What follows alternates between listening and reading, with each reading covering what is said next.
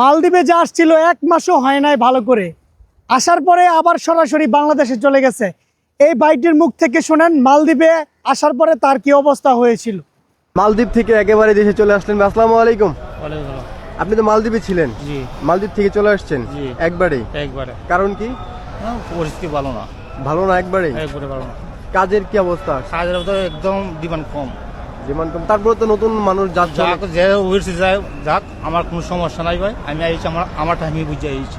আপনারটা বুঝে আসছেন। হ্যাঁ। তারপরে আপনি বাংলাদেশি হিসেবে কি বলতে চান, নতুন করে মালদ্বীপে যাওয়া ভালো হবে?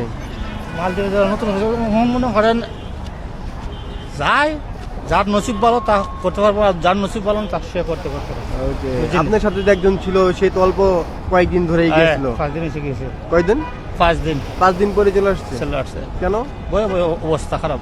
আপনার মতো আর কতজন আসতে বহুত হাজার হাজার মানুষ হইতেছে, আসতেছে? আসতেছে।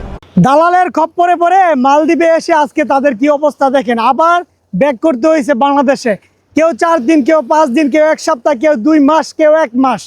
দেখেন আপনারা জেনে বুঝে না শুনে মালদ্বীপে আসা পড়ছেন।